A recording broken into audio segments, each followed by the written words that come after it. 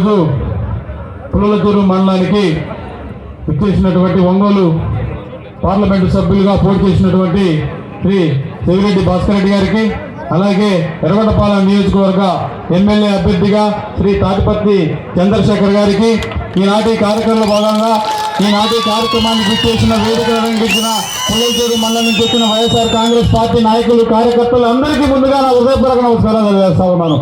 చాలా సంతోషం. ఈరోజు ఒంగోలు పార్లమెంటు అభ్యర్థిగా శ్రీ సెవిరెడ్డి భాస్కర్ రెడ్డి గారిని ప్రకటించగానే ఒంగోలుకి ఇంత ముందున్న ఎంపీ పారిపోయే సంగతి మనందరికీ తెలుసు.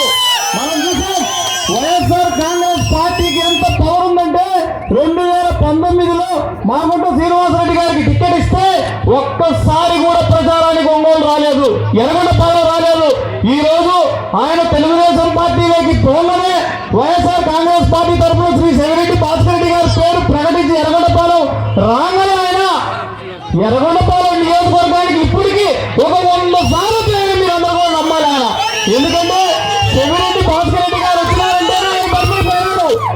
అదిగాక ఎర్రగొండపాలెం నియోజకవర్గంలో ఆయన చిన్న కార్యకర్తలు కూడా ఫోన్ చేస్తా ఉన్నాడు. ఆయన అయ్యా నీకు 1 లక్ష ఇస్తాం, నీకు 2 లక్షలు ఇస్తాం, మీరు టీడీపీలో చేరండి అని మరీ అడుగుతా ఉన్నారు. ఇక్కడ అయ్యా నేను చెప్తా ఉన్నాను, వైఎస్ఆర్ కాంగ్రెస్ పార్టీలో ఎంతో మంది నాయకులు పోయినా కూడా కార్యకర్తలు పోయే పరిస్థితి మండలంలో లేదని చేస్తా ఉన్నారు. మండలం నుంచి 2019లో 6,000 మెజార్టీ వచ్చింది, 2024లో 10,000 మెజార్టీ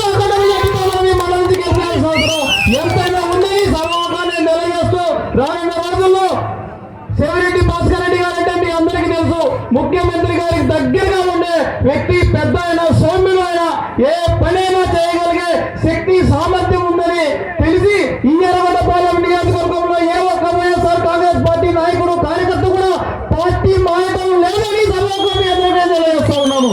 ఈనాటి ఈ కార్యక్రమాన్ని నాకు ఇంత మంచి అవకాశం ఇచ్చినందుకు మీ అందరికీ నమస్కారాలు తెలియజేస్తూ రేపు రానున్న ఎలక్షన్ లో జగనన్న 130 సార్లు పట్టం పెట్టారు. మనము 2 సార్లు ఒకటి సెవిరెడ్డి భాస్కర్ రెడ్డి గారికి, ఒకటి మన తాటిపల్లి చంద్రశేఖర్ గారికి దాని గుర్తుపై ఓటు వేయాలని మీ అందరికీ మనస్ఫూర్తిగా కోరుకుంటూ నాకు ఈ అవకాశం ఇచ్చిన మీ అందరికీ నమస్కారాలు ముగిస్తూ ఉన్నాము. జై జగన్, జై జగన్.